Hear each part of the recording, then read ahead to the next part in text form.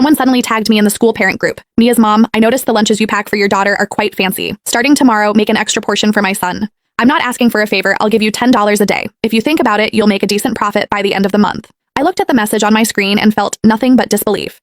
My daughter is an incredibly picky eater with severe allergies. Every ingredient I use is flown in from specific organic farms. A single meal cost me over $500 to prepare. And now someone wanted to buy it for $10? I replied directly in the group, no. I didn't expect Mia to come home from preschool the next day crying. She told me a classmate had snatched her lunchbox and the teacher called her selfish for not sharing. Fine. Since you want to play dirty, don't blame me for ending your career. I stared at the constant notifications popping up in the parent group and almost laughed out of sheer anger. The person messaging me had a profile picture of her and her son. Her display name was Braxton's mom. Seeing that I hadn't replied immediately, she sent several more messages in a row. Mia's mom, are you there? My Braxton hasn't had much of an appetite lately, but he really liked the look of Mia's lunch. It's not like it's a big deal. You're already cooking anyway, so making a bit more won't hurt. $10 a day is a lot. You can get a meal at a fast food joint for that. I know being a single mom isn't easy, so just take it as extra grocery money. The condescending tone of her messages made my skin crawl. I have no idea where she got the idea that I'm a struggling single mother.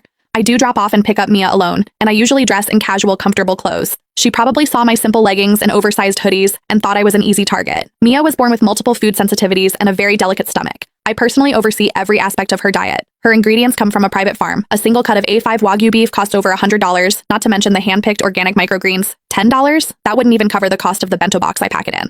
I didn't feel like wasting my breath, so I typed a short response. I'm busy, and my daughter's meals are very expensive. $10 won't cover it. I thought a firm rejection would shut her up. Instead, she sent a long voice note to the group. Oh, come on, Mia's mom. We're all parents in the same class. What's wrong with helping each other out? It's just a few pieces of meat and some vegetables. How much could it possibly be worth?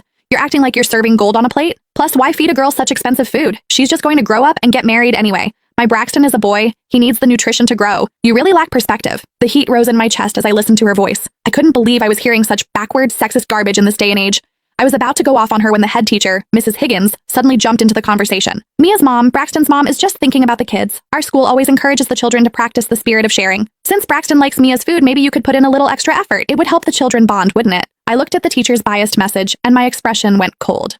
I had just moved Mia to this elite private preschool, thinking the high tuition meant a better environment. I didn't realize the teachers were just as bad. I ignored the rest of the messages and tossed my phone aside.